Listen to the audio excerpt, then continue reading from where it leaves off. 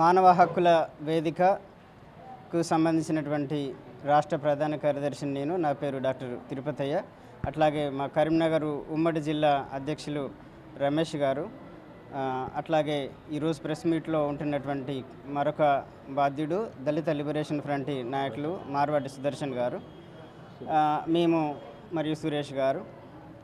ఈరోజు కరీంనగర్ జిల్లా రామడుగు మండలము వెలిశాల గ్రామానికి సంబంధించినటువంటి ఒక కమ్యూనిటీ రీత్యా ఎస్టీ వర్గానికి చెందినటువంటి ఎరుకల కులానికి సంబంధించినటువంటి కూతాడి కనకయ్య అనే 35 సంవత్సరాల ఒక వ్యవసాయ పనులు మరియు ఇతరులకు పాలేరుగా ఉంటూ జీవనం సాగించేటువంటి ఒక నిరుపేద వెనుకబడినటువంటి సామాన్య వర్గానికి చెందినటువంటి వ్యక్తిని పోలీసులు రామడుగు పోలీస్ స్టేషన్ నుండి 2 పర్యాయాలుగా పిలిపించి 2 పర్యాయాలు కూడా విపరీతమైనటువంటి 3rd డిగ్రీ హింసను అతనిపై ప్రయోగించి ఒక చిన్న అనుమానంతో ఎప్పుడో ఏప్రిల్ 22న ఆ గ్రామానికి సంబంధించినటువంటి ఒక వ్యక్తి యొక్క గొర్రెలు, దాదాపు 6 గొర్రెలు ఎవరో గుర్తు తెలియని వ్యక్తులు ఎత్తుకు వెళ్ళారనేటువంటి కేసు ఏప్రిల్ 22న నమోదైంది. అందుకు గాను జూన్ 11వ తారీఖు రోజు ఈ కూతాడి కనకయ్యను ఉదయం 4 గంటలకు ఇంట్లో ఉన్నటువంటి వ్యక్తిని తీసుకెళ్ళి ఆ రోజు విపరీతంగా కొట్టడం జరిగింది. తెల్లవారు కూడా కొట్టడం జరిగింది. అలా 2 రోజులు విపరీతంగా చిత్రహింసలు చేసిన తర్వాత నడవలేని స్థితిలో ఆయన జ్వరంతో బాధపడుతున్నప్పుడు ఇంటికి వెళ్ళగొట్టిండ్లు. మళ్ళీ అలా మధ్యలో పిలిపిస్తూ ఇలా చిత్రహింసలు పెట్టిండ్లు. చివరిగా ఈ నెల 26వ తారీఖు కూడా పిలిచి అదేవిధంగా విపరీతంగా కొట్టి ఒక 8 మంది పోలీసులు 2 బృందాలుగా, ఒకరు 2 గంటల పాటు, ఒక బృందం మరో 2 గంటల పాటు కొట్టిండ్లు. ఆ కానిస్టేబుళ్లతో పాటు అక్కడ ఎస్ఐ కూడా ఆ చిత్రహింసలో ఇన్వాల్వ్ అయి ఉన్నాడు. ఇది రామడుగు పోలీస్ స్టేషన్లోనే జరిగింది 26వ తారీఖు. 2 పర్యాయాలుగా ఇట్లా ఒక అమాయకుడిని కేవలం ఒక గొర్రెలు తప్పిపోయినాయి లేదా గొర్రెలు ఎవరు ఎత్తుకపోయినారు అనేటువంటి ఒక చిన్న నేరారోపణ మీద, అనుమానం మీద ఇంతగా కొట్టి ఆయన ప్రాణానికి హాని తలపెట్టడం అనేటువంటిది జరిగింది. ఇది అనేక రకాలుగా న్యాయం కాదు, చట్టబద్ధం కూడా కాదు. వాళ్ళు ఆయన మీద కనుక ఆయనను విచారించదలుచుకుంటే ఆయనకు నోటీస్ ఇచ్చి స్టేషన్కి పిలిపించి విచారణ చేయాలి. ఆ విచారణలో ఏం చెప్తే అది రాసుకోవాలి. తర్వాత అవసరం ఉంటే నిజంగా వాళ్ళకి ఏమైనా ఆధారాలు కనుక దొరికితే కోర్టులో రిమాండ్ చేయాలి.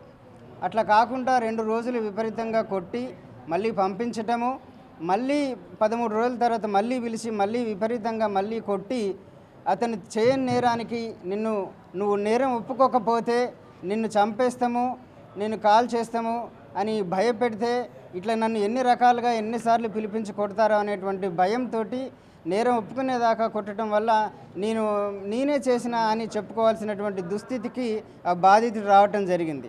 వాస్తవానికి ఆయన భయంతో, ప్రాణభయంతో ఒప్పుకున్నాడు, కానీ ఆయన దొంగతనం చేసినట్టుగా ఇప్పటి వరకు కూడా మేము కూడా నమ్మటం లేదు. ఎందుకంటే నిజంగా ఆయన దొంగతనం కనుక చేస్తే ఆ గొర్రెలు తీసుకుపోయి ఎవరికి అమ్మిండు అని చెప్పి ఆయన వెంటనే చెప్పేవాడు. అట్లా కనుక చెప్తే ఆ గొర్రెలు రికవరీ అయ్యేటి, ఆ గొర్రెలు కొన్న వ్యక్తిని కూడా వాళ్ళు తీసుకొచ్చేటువంటి వాళ్ళు అదంతా జరిగేది. ఈ రోజు వరకు అదంతా ఏమీ జరగలేదని అంటే నిజానికి ఆ గొర్రెలు మాయమవటానికి కనకయ్యకి ఎటువంటి సంబంధం లేదు. ఒక అమాయకుడిని అక్రమ అరెస్టు ద్వారా 2 సార్లు అక్రమ అరెస్టులు చేసి పోలీస్ స్టేషన్కు పిలిపియటము ఒక తప్పు, అతని మీద 3rd డిగ్రీ ప్రయోగించటము 2వ తప్పు, చేయని నేరాన్ని ఒప్పించడం అనేటువంటి 3వ తప్పు. ఇది చాలా అన్యాయమైనటువంటి పోలీసుల ప్రవర్తన. ఇది ఏ ప్రభుత్వం మారినా కూడా పోలీసులు మారటం లేదు, వాళ్ళ బుద్ధి పోనిచ్చుకోవటం లేదు. వాళ్ళ బలము, వాళ్ళ ప్రతాపం అంతా కూడా అమాయకుల మీద, సామాజికంగా వెనుకబడ్డటువంటి వాళ్ళ మీద, ఆర్థికంగా వెనుకబడ్డ వాళ్ళ మీద ప్రయోగం చేస్తున్నారు.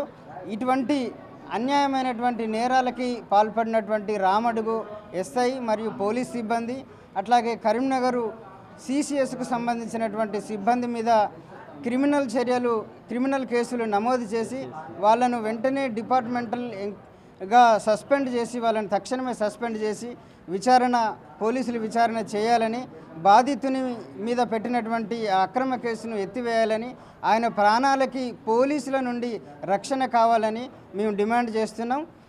ఈ విషయాన్ని మేము ఇక్కడితోని వదిలిపెట్టకుండా దీన్ని జాతీయ మానవ హక్కుల కమిషన్కి, అట్లాగే హోంమంత్రిగా ఉన్నటువంటి ముఖ్యమంత్రి గారి దృష్టికి, వారి సెక్రటరీ గారి దృష్టికి ఇది తీసుకువెళ్ళటం అనేటువంటి జరుగుతుంది. కోర్టుకు కూడా ఈ విషయాన్ని మేము తీసుకెళ్ళటం అనేటువంటి జరుగుతుంది. మరొకసారి ఎప్పుడు పోలీసులు ఇటువంటి దురాఘాతాలకు పాల్పడకుండా జరగాలి. ఎందుకంటే కరీంనగర్ చరిత్రలో చాలా లాకప్ డెత్తులు చేసిండ్రు. మనకు తెలుసు, ఒక 8-9 సంవత్సరాల కింద కోరుట్లలో కూడా ఒక టీఆర్ఎస్ పార్టీ నాయకుని కారు డ్రైవర్ని విపరీతంగా చిత్రహింసలకు గురి చేయడం వల్ల ఆయన పోలీస్ స్టేషన్ మీద నుండి దూనికి చనిపోయినాడని చిత్రీకరించిండ్రు. వాస్తవానికి ఆయన పోలీస్ స్టేషన్లో చనిపోయింది. అట్నే కరీంనగర్ లాకప్లో కూడా ఒక ఉదంతం జరిగింది. ఇంకా జగిత్యాల జిల్లాలో కూడా ఒకటి జరిగింది. మంతిని జిల్లాలో కూడా పోలీస్ స్టేషన్లోనే ఆయన తువాలతోటి బాత్రూంలో ఆత్మహత్య చేసుకున్నాడని చిత్రీకరించిండు. కాబట్టి ఇది ఒక పరంపరగా మానవ హక్కుల ఉల్లంఘనకు పోలీసులు పాల్పడుతున్నారు. కాబట్టి పోలీసుల ఈ అనైతికమైనటువంటి చట్ట వ్యతిరేకమైనటువంటి చర్యలు ఆగిపోవాలని, అందుకు బాధ్యులను శిక్షించాలని మానవ హక్కుల వేదికగా మేము ప్రభుత్వాన్ని డిమాండ్ చేస్తున్నాం. ఈరోజు కరీంనగర్లో మరో జై భీమ్ సినిమాను తలపెట్టినట్టుగా కనబడుతుంది. పోలీస్ వ్యవస్థ అంటే ఫ్రెండ్లీ పోలీస్ అంటే ఎవరికి ఫ్రెండ్లీ పోలీస్ అన్నట్టుగా కనబడుతుంది. ఇలా ఎస్టీ కులానికి చెందిన, ఎరకరి కులానికి చెందిన మరి కులవృత్తి ఏం లేదు, గొర్రెల కాపలుగా ఉంటాడు, మరి కటికల దగ్గర కూడగొట్టుకుంటూ ఉంటాడు. ఇలాంటి అమాయకుణ్ణి కావాలని భార్య పిల్లల మధ్యలోకెళ్ళే కులం పేరుతో తిట్టుకుంటా చిన్న చూపు చూసుకొని ఈ మాదిరిగా తీసుకుపోయి 2 రోజులు దాడి చేసిర్రు. అదే కాకుండా మళ్ళా 3 రోజుల తర్వాత 13 రోజుల తర్వాత మళ్ళీ తీసుకుపోయి తొక్కి పోలీసుల యొక్క నిర్వాహకం ఏదైతే దాడి చేసిర్రో అది ప్రచారం అవుతుంది ఊర్లల్లో అని మళ్ళీ అతన్ని ఒప్పించి కొట్టి 3rd డిగ్రీలు చేయడం అనేది వాని అబ్బా జాగీర్ అన్నట్టుగా పోలీసు యూనిఫామ్ వేసుకోగానే ఈ చేయడం అన్నది హేమైన చర్య. దళిత లిబరేషన్ ఫ్రంట్ తరఫున దీన్ని ఖండిస్తున్నాం. ఇప్పటికైనా కానీ గతంలో ఉన్న టీఆర్ఎస్ ప్రభుత్వంలో పోలీసులు వాస్తవానికి టీఆర్ఎస్లకే పుట్టినట్టుగా వాళ్ళు వ్యవహరించిన తీర్లు కనబడ్డాయి. ఒక్కొక్కళ్ళం 3rd డిగ్రీలు నేరాల సంఘటన కావచ్చు, ఏ సంఘటన చూసినా కానీ పోలీసుల తురుముఖాను లెక్క వ్యవహరించారు. అమాయకుల మీద నేరాలను మోపారు, తిరుగుతే కూడా కేసులు పెట్టారు. అదే ప్రవర్తన ఇప్పుడు కూడా మళ్ళీ ఈ కాంగ్రెస్ ప్రభుత్వంలో వచ్చినప్పుడు కూడా చేయడం అన్నది హేమైన చర్య.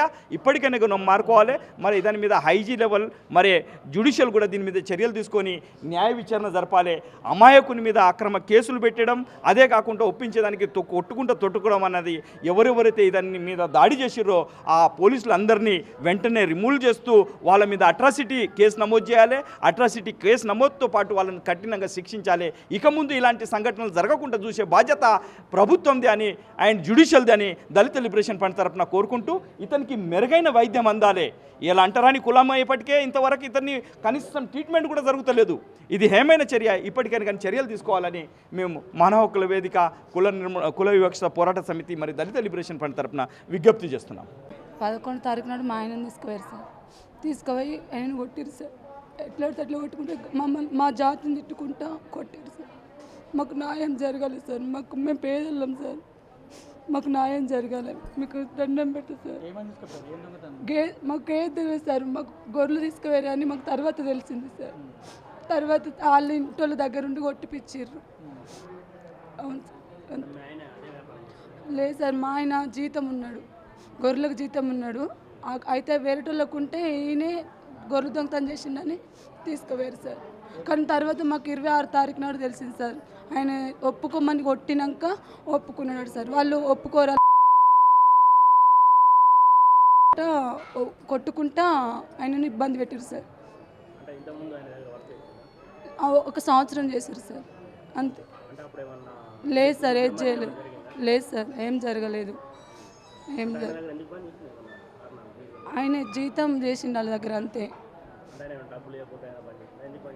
ఆయన 1 సంవత్సరం మందమే ఉంచుకున్నారు సార్. 1 సంవత్సరం మందం ఉండమంటే ఉన్నాడు. మంచిగా పని చేసింది సార్. మరి అప్పుడు లేనిది ఇప్పుడు ఏంది?